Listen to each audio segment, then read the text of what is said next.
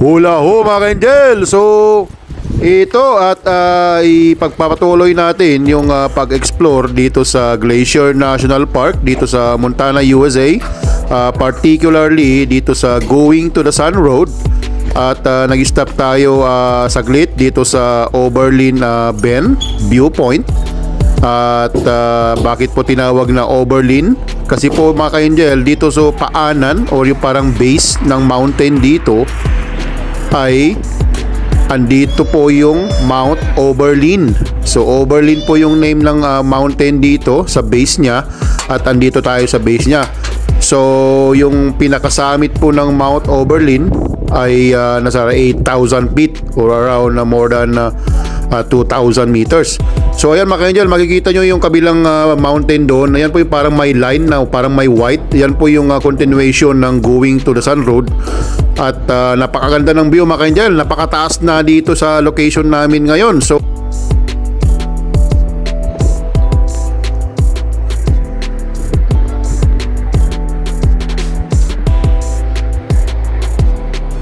take your picture?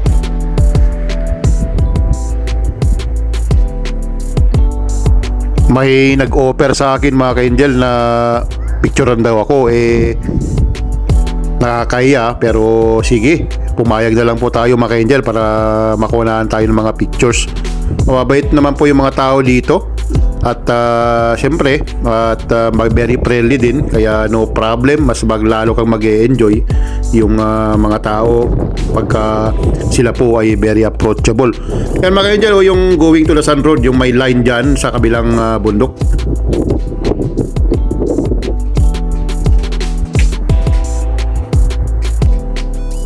So yun mga ka-angel, baba na tayo at magdadrive tayo ulit para tumbukin natin yung dulo ng yung pinakakabila po ng Going to the Sun Road dun sa po sa US, malapit po sa Lake McDonald's. At saka mag-sightseeing din po tayo doon sa lake na yon pagka marating na po natin. So ayan, makikita nyo yung mga bundok mga ka-angel, na talagang parang kung i-imagine nyo po ay parang malalaglag o parang mag-erosion po yung mga parang mga doon sa taas nya. Parang matatamaan na kayo mga ka-angel kung nandito kayo.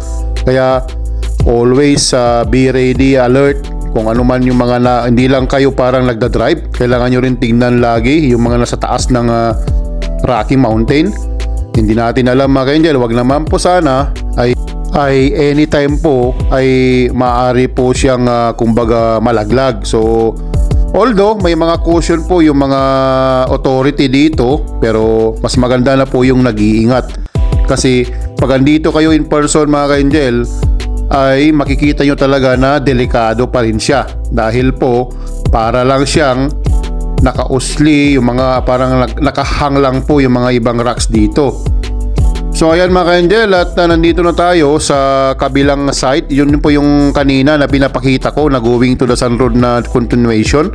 So andito na po tayo sa kabilang site at makikita natin dito sa parte dito yung Mount Oberlin at saka yung kung saan tayo nag-stop para sa viewpoint kanina. So dito ay makikita nyo dun sa kabila niya.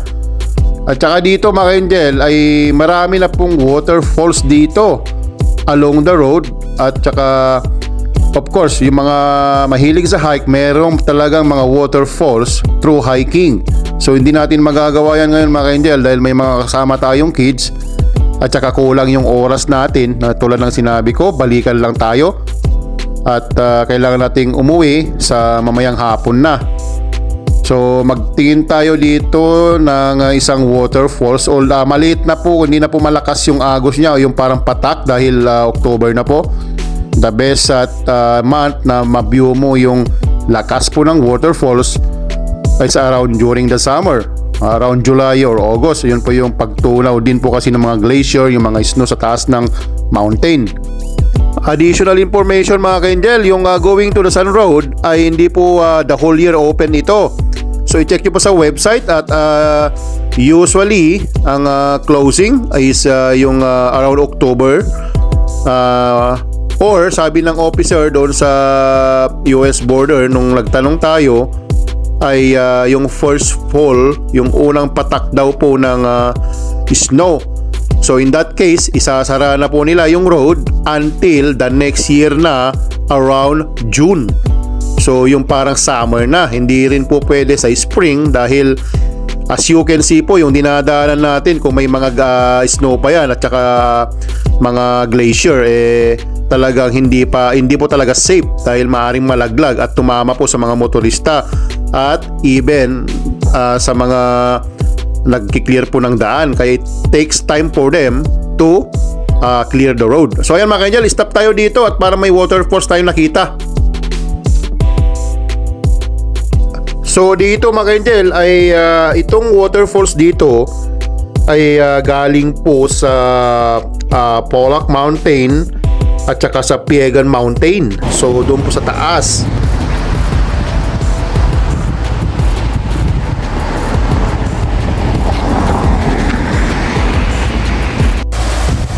So ito na po yung waterfalls mga ka-angel. Hindi na po siya masyadong malakas kasi po October na. Kumbaga tunaw yung mga wala na po masyado kasing glacier or snow sa taas. Mga ka-angel, ang taas talaga dito mga ka-angel. Siguro estimate ko dito mga ka-angel nasa around 5,000 more or less feet dito. Kasi malulula ka talaga mga ka-angel kung may takot ka sa height. Naku po, panenervyusin ka po talaga mga ka-angel. Napakataas talaga yan makikita nyo mga ka-angel tapos may napaka-narrow yung road. Yung rock sa ride ay parang masasagi mo na siya. Tapos kung may kasalubong ka pa, ayun, mamumroblema ka mga ka-angel kung paano mo siya iwasan. Kaya ito nga mga ka-angel at kinakain natin yung gitna kung wala naman pong kasalubong dahil talagang feeling ko masasagi ko lang mga ka-angel yung mga rocks sa right. So ito mga ka-angel, approaching tayo ng triple arcs. So bakit po triple arcs? Dahil po sa ilalim po nitong highway na ito parang may arc po siya, parang bridge. Ayan mga ka-angel, yan. Sa ilalim nito may parang may force din sa ilalim, tapos may arc din tatlo dito mga ka-angel na banda. Ayan. Hindi nyo po makikita pag nasa highway kayo, pero pag andun po kayo sa kabila, yan, dun sa pinaka side na dito, pag stop kayo dyan, titignan nyo po yan, makikita nyo po yung triple arcs. So ayan po yung Mount Oberlin, kung dyan tayo nag-viewpoint kanina mga ka-angel. So napakaganda mga ka-angel in person talaga dito. At yung mountain o Rocky Mountain, may nahaluan po siya ng mga yellow leaves, sa mga red leaves. Dahil fall season ay talagang Instagrammable mga ka-angel. Napakaganda talaga dito. At saka tulad po ng sinabi ko mga ka-angel, don't bring a super long car dahil po bawal po dito mga ka-angel sa going to the Sun Road. As you can see, yung mga dinadaanan natin ay masisikip po talaga yung mga daan. So as far as yung pag-research natin mga ka-angel sa website ay they are allowing only below 21 feet including the bumpers ng car. Tapos yung wide niya is around 8 feet. So including the side mirrors. At saka po yung height din po ay kailangan hindi po more than 10 feet din po. Kaya pag nakikita nyo po yung daan mga ka-angel, yung mga naka-osling rocks, pagka po matangkad o mataas yung car ninyo, like sa mga bus ganyan, ay masasagi po talaga yun mga ka-angel. Yung rocks na yun, it can cause some trouble, yung like accident. If you hit that one, the car might fall. Napakataas po dito mga ka-angel. Aside from that, you can cause traffic congestion kasi ibablock mo na yung daan mga ka-angel dahil hindi talaga magbo-move na yung mga car. Kaya i-check nyo po lagi yung website bago kayo pumunta dito mga ka-angel. So ito mga ka-angel, approaching tayo ng isang viewpoint dito sa Paradise Meadow. Sabi nila na maaari po sigurong mala-paraiso dito sa area na ito mga ka-angel. At makikita nyo naman po, ayan, may mga yellow, red. So dito mga ka-angel, pagka nagtingin kayo sa mga social media o mga internet, dito sa banda na ito mga ka-angel ay yung yan mga ka-angel, yan yung parang may gitna dyan, malakas po yung avalanche dyan mga ka-angel. Makikita nyo sa social media yan. Ganda Ganda dito mga angel.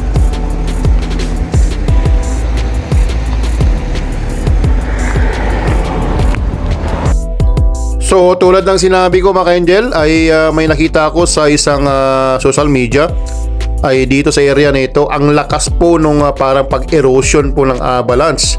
Kaya isa sa mga dahilan na isinasara nila dito yung road, yung going to the Sun Road. Kaya katumbas po nito mga ka-angel doon sa Highwood Pass o dito sa Kananaskis sa Alberta ay sinasara po din nila yan during the winter dahil po yung mga avalanche din. So ayan mga ka-angel, at alam nyo mga ka-angel dito sa going to the Sun Road ay isa sa mga pinaka-scenic road to drive in North America, including Canada po yan, tsaka Mexico. Pagka North America mga ka-angel, hindi lang po USA. So isa sa mga top 10 list kumbaga itong going to the Sun Road. Makikita nyo naman po yung itsura ng dinadaanan natin ngayon. So sa Canada mga ka-angel, syempre yan dyan po yung Jasper area, yung Icefield Parkway. Ayan po naman sa nakabilang sa mga scenic road to drive in Canada rin.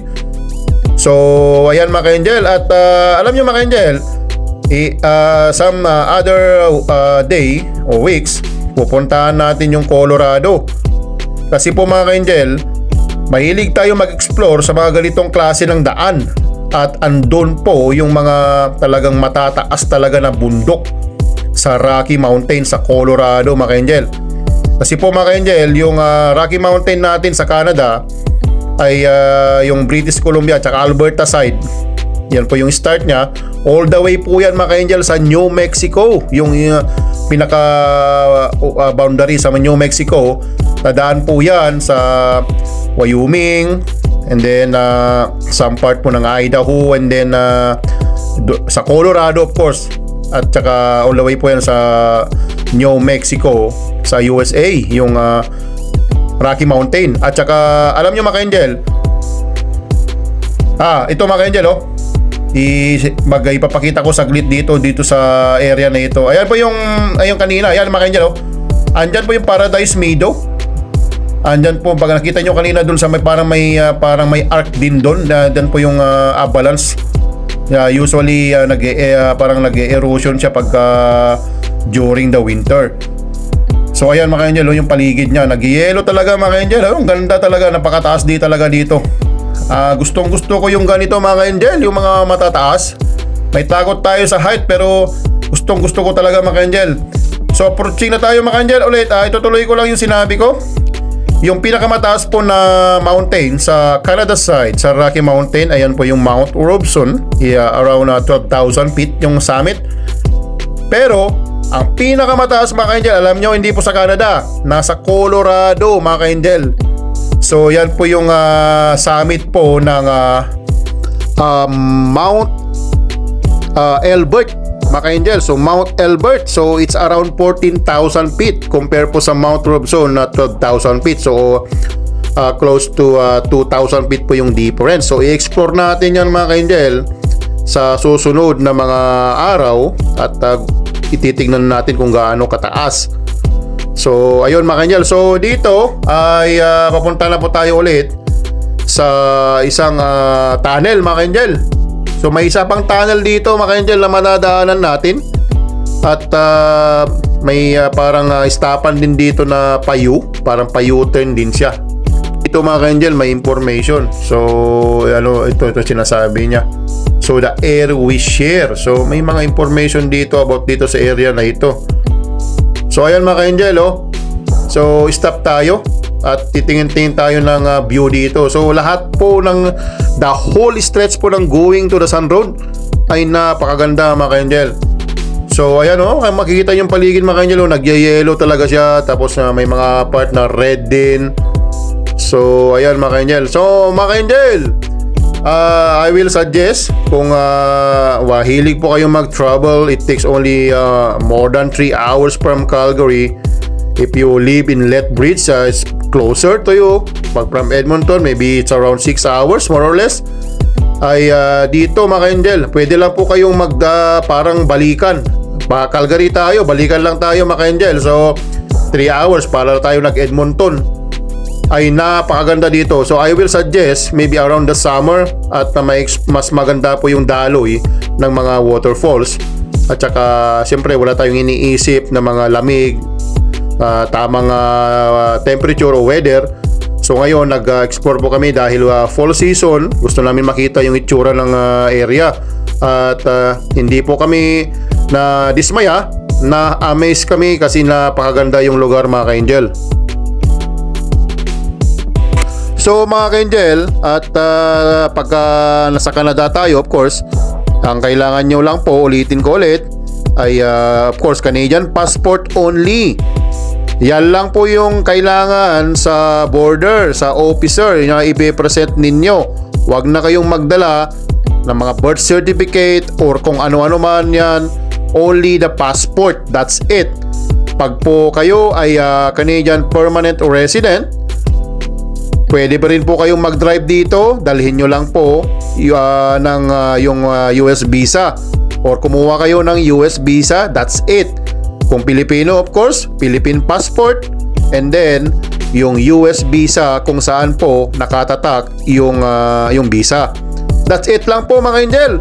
At simple question lang po sa byland, compare po yan sa biplane dahil mas instricto po ang biplane. Kasi po, yung byland mga ka-angel ay may dala kayong car. Madali lang po kayong matrace at kumbaga hindi masyadong maselan na tulad po kasi sa airplane na may mga GPS yan, nagre-rely yan sa mga technology sa air na maaring maka-affect po sa pag-flying condition po ng isang eroplano.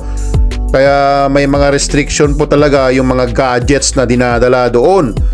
So byland mga angel, is only byland. Magdala po kayo ng mga like sa mga yung mga electronics and everything. Normal lang po mga angel, para lang kayo pumunta sa ibang city ng Canada.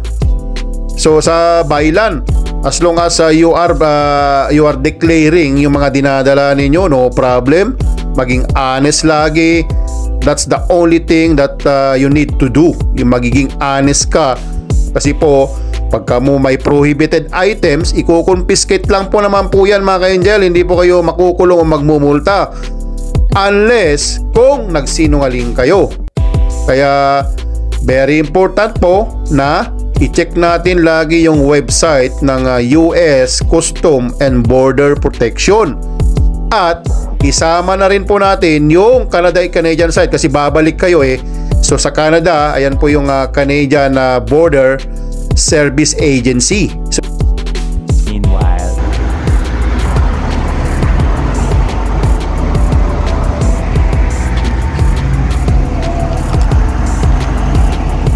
ganda mga angel.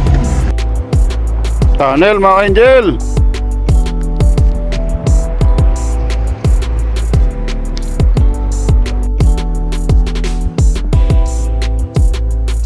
So mga ka-angel, andito tayo sa isang tunnel at sa taas po ng tunnel na ito, ayan po yung Crystal Point. Doon sa taas ng tunnel, tsaka at i-explore natin, pupuntahan natin, maglakad tayo. Titingnan natin yung loob ng tunnel kasi may viewing point po sa loob niya mga ka-angel. Doon po sa isang tunnel na nadaanan natin bago mag-Logan Pass ay wala pong viewing point. Kaya hindi tayo nag-stop doon at kumuha ng mga video. So balikan natin yung area ng tunnel at sa area na ito mga angel. At titingnan natin yung kung ano yung itsura po sa loob ng tunnel na ito. Kasi nakikita ko sa social media ay may mga taong nagpupunta po sa loob ng tunnel na ito. So ayan mga angel, maglalakad tayo. At check natin kung may mga car. Dahil masikip po yung daan, baka masagi tayo mga angel. So ayan mga angel, at enjoy na enjoy tayo ngayon. Dahil maganda talaga dito sa lugar na ito. Paulit-ulit kong sinasabi mga angel. O ayan inukit talaga nila yung tunnel sa Rocky Mountain. So ayan. So may parang daanan din ng tao sa right side niya. At saka may doon sa kabila mga angel, may mga nagpipicture din ng mga turista. So kumukuha rin sila ng mga picture doon. So dito tayo mga angel. So wow. So para may balcony siya mga angel at makikita mo yung tsura ng mga mountain. Doon tayo. Wow, napaka-relax talaga dito sa lugar na ito. My God. Nasa loob po tayo ng tunnel mga angel. So yan. At babalik na po tayo. Yan mga angel. So sa loob po tayo ng tunnel. So ayun mga angel, at ipaalala ko lang mga angel ay hindi tayo nakapag-upload masyado ng mga video natin. Parang hindi tayo araw-araw nakapag-upload dahil nag-tour tayo dito sa may British Columbia nung nakaraan. At talagang super busy mga angel. Ay hindi talagang kulang yung oras natin para makapag-edit sa mga videos natin. Kaya expect po sa mga susunod na araw mga angel ay marami tayong mga upload pa sa Canada at US side. 1 minute 37 seconds later. Ganda maligo dito mga angel oh. Linaw ng tubig. Red rock dito mga angel kasi red po yung mga bato dito, kaya tinawag na Red Rock area sa Glacier National Park sa going to the Sun Road mga angel. Ayan oh. Red mga angel yan. Ayan Red Rock. So yan mga angel, Red Rock po. Yan. Ayan mga angel. Ganda maligo dito mga angel. Wow! Ganda. Panalo talaga dito sa going to the Sun Road mga angel.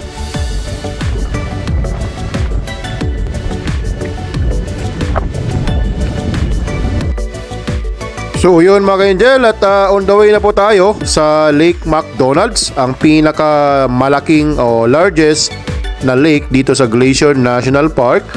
Yung St. Mary Lake na nadaanan po natin nung nag-entry tayo sa going to the Sun Road ay second lang po yun. Mas malaki po itong Lake McDonald's.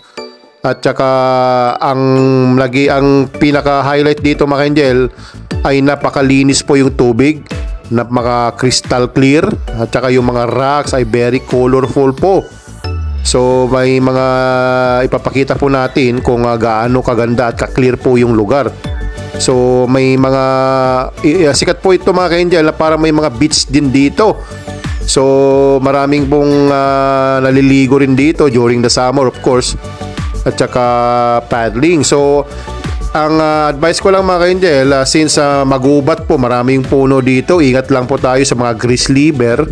At saka so yung mga ibang animals na maaring mag-cause po ng trouble sa atin, like yung nananakit. So watch lang po natin sila at maging aware tayo sa yung mga animals po na nandito sa area na ito. So ayun mga ka-angel, on the way na po tayo sa Lake McDonald's. Angel, Lake McDonald, Glacier National Park.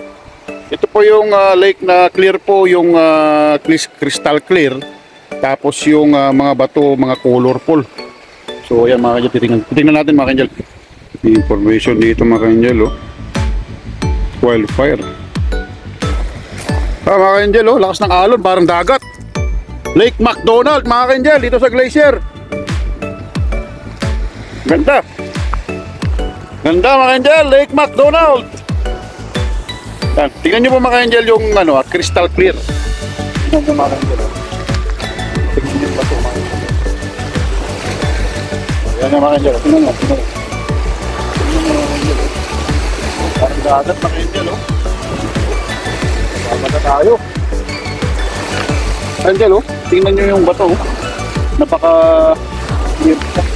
oh. Ito mga ka-angel oh.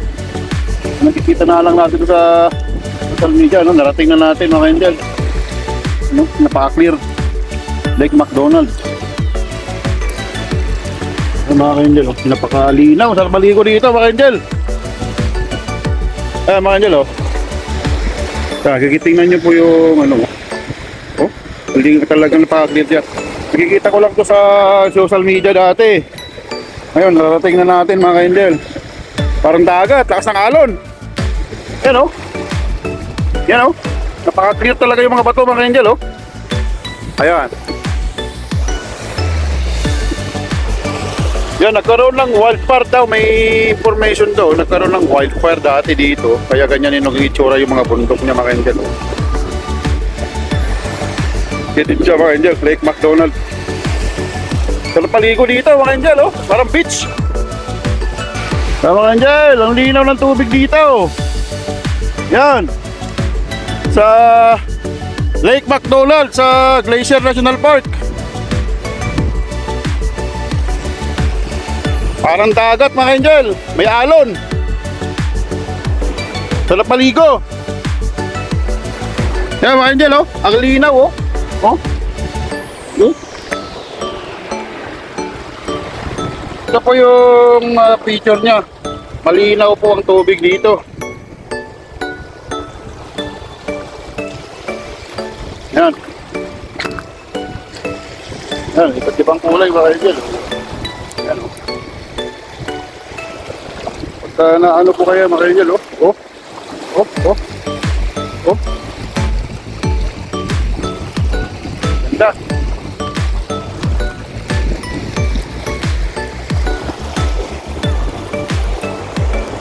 Kailangan natin bumalik na ulit.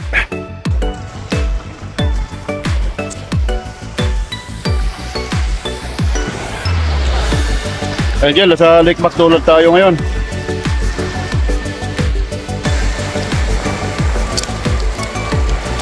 Ang linaw ng ilog mga ka-angel oh.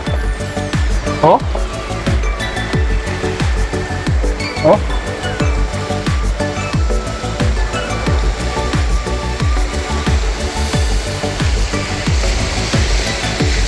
Lake McDonald, Montana mga ka-angel, Glacier National Park. Ang linaw oh. Kalinaw talaga ng tubig dito mga ka-angel. So Lake McDonald mga ka-angel dito sa Glacier National Park. Dito sa Montana. Ayan oh. Crystal clear, parang dagat. Yung mga bato, colorful kaya mga ka-angel oh.